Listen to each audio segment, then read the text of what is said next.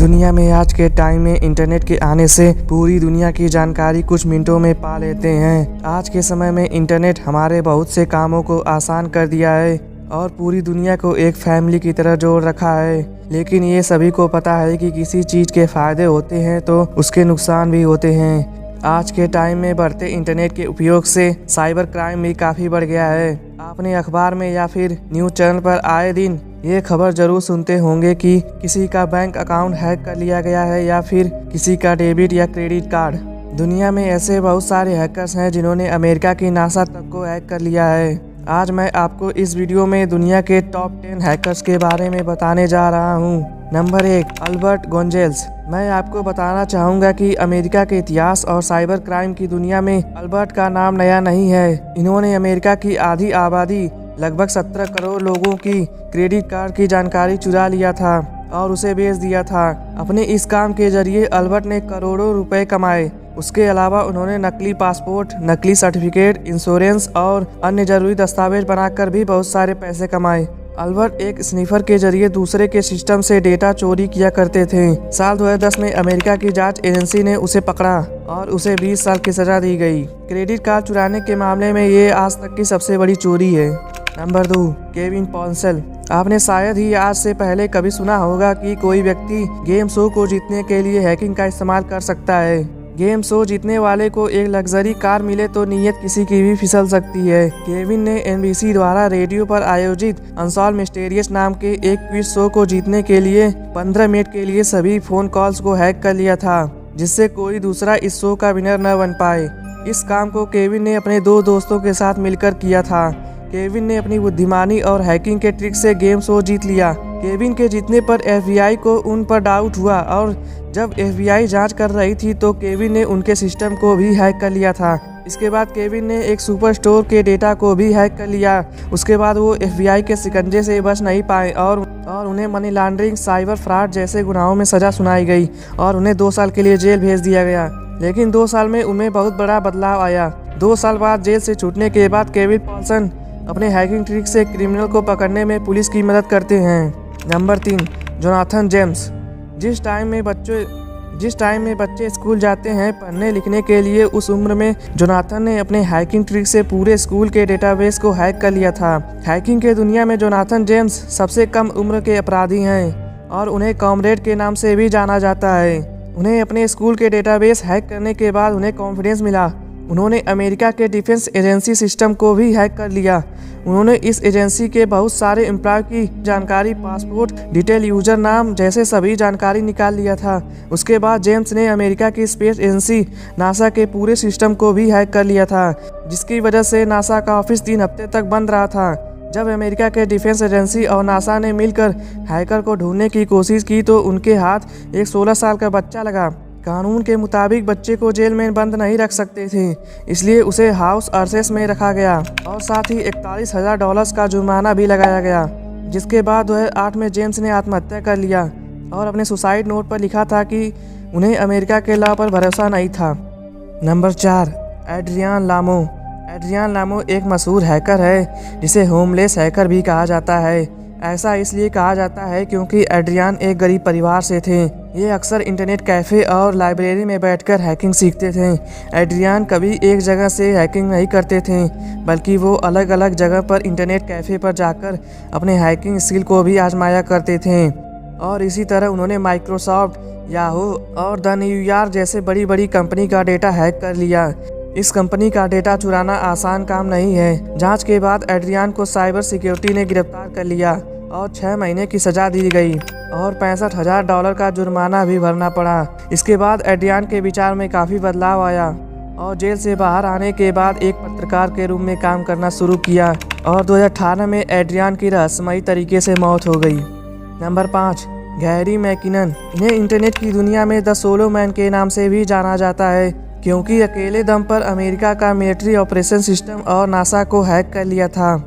Gary का internet से कितना लगाव था, इसका अंदाज़ा इस बात से लगाया जाता है कि साल 2013 में दिन रात एक करके 13 महीनों में नासा और अमेरिका मिलिट्री के 100 से ज़्यादा कंप्यूटर्स को हैक कर लिया था।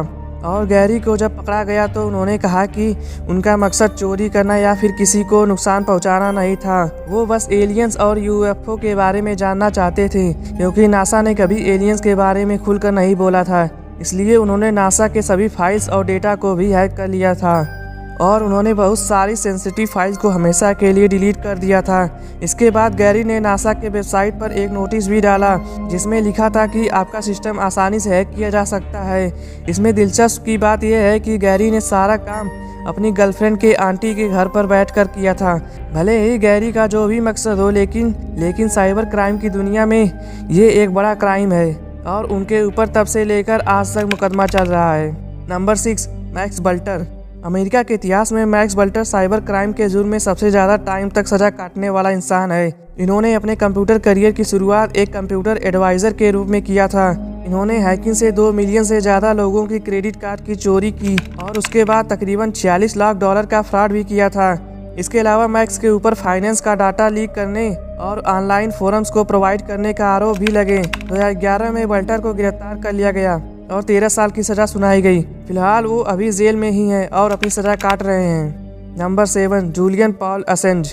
जूलियन पॉल असेंज ने 1987 में ही हैकिंग करना शुरू कर दिया था। नासा, पैनासोनिक, मोटरोला और जेरॉक्स जैसी कंपनी जैसी सिस्टम को हैक कर दिया था।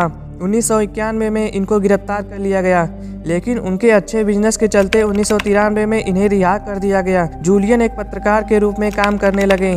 साल 2006 में जूलियन ने विकीलीक्स नाम की एक वेबसाइट को शुरू किया। दुनिया भर के जरूरी पेपर, जरूरी जानकारी और बहुत सारी अपलोड होती थी। इस वेबसाइट को कौन चलाता था इसके बारे में कोई जानकारी नहीं थी। साल 2010 में स्वीडन की 2 महिलाओं ने सेक्सुअल आरोप जूलियन के ऊपर लगाए। साल 2012 से 2019 तक वो लंदन के रहे। अमेरिकी सरकार ने कई बार उन्हें ब्रिटेन से लाने की कोशिश की और कोर्ट में अर्जी भी दाखिल किया, लेकिन ब्रिटिश सरकार जूलियन को अमेरिका को सौंपने से इनकार कर दिया। Number 8, Kevin Mitnick. अक्सर कहा जाता है कि किसी का चेहरा देखकर उसे फितरत का अंदाजा नहीं लगाया जा सकता। केविन दिखने में बेहद ही आम इंसान लगते थे और इन्हें देखकर कोई भी नहीं बता सकता था कि वो हैकिंग की दुनिया का बादशाह हो सकता है। केविन ने हैकिंग की शुरुआत हाई स्कूल के दौरान किया था। वो अपने स्कूल बस से जाया करते थे और अपनी बस का किराया बचाने के लिए उन्होंने लॉस एंजल्स के बस सर्विस को ही हैक कर लिया। इसके बाद केविन अलग अलग कंपनी के लिए डेटा को हैक करने लगे और नोकिया और माइक्रोसॉफ्ट जैसी कंपनी को भी हैक कर लिया था। इस साइबर क्राइम के जुर्म में केविन को गिरफ्तार कर लिया गया और 3 साल की सजा सुनाई गई, लेकिन जेल से बाहर आने के बाद अमेरिका के डिफेंस टीम के हेडक्वार्टर को हैक कर लिया। साथ ही नेशनल सिक्योरिटी अलर्ट प्रोग्राम का सारा डाटा हैक कर दिया और केविन इसके बाद फिर से पकड़ा गया और इस बार उन्हें 2.5 साल की सजा सुनाई गई। दूसरी बार जेल में जाने के बाद केविन ने पूरी तरह बदलने का फैसला किया और जेल से बाहर आने के बाद खुद की कंसल्टेंसी कंपनी शुरू की। अब वो बड़ी कंपनी को हमेशा साइबर सिक्योरिटी की सलाह देते हैं। केविन हमेशा कहते हैं कि वो हैकिंग नहीं बल्कि सोशल इंजीनियरिंग करते हैं और इसलिए उन्हें फादर ऑफ सोशल इंजीनियरिंग भी कहा जाता है। Number 9, anonymous. कुछ साल में ही हैकिंग की दुनिया में एनोनिमस का नाम काफ़ी चर्चा में रहा है। ये कोई एक इंसान का काम नहीं बल्कि एक हैकर का पूरा गैंग है। इस ग्रुप में कौन कौन सा देश शामिल है और कौन कौन से मेंबर हैं, इसका आज तक कुछ भी पता नहीं चल पाया है। ये ग्रुप खुद को एक सोशल ग्रुप बताता है जो कि हमेशा लोगों की हेल्प करता है। इस ग्रुप का बस एक ही डिमांड है कि सभी को एक समान अधिकार मिले, इंटरनेट पर इंसान को अपनी बात सही तरह से कहने का मौका मिले। इस ग्रुप ने FBI, पेपल और सोनी जैसे कई मल्टीनेशनल कंपनी के सर्वर को हैक किया है। इतना ही नहीं, एनोनिमस ग्रुप इजराइल, ट्यूनीजिया, युगांडा और चाइना के सरकारी डेटा को भी हैक कर चुका है। ये ग्रुप सबसे ज्यादा सोशल, धार्मिक और सरकारी डेटाबेस को ही अपना निशाना बनाती है। दुनिया की बहुत सी एजेंसी इस ग्रुप का पता लगाने की कोशिश कर रही है, लेकिन आज तक किसी के हाथ सफलता नहीं मिली है। Number 10, extra.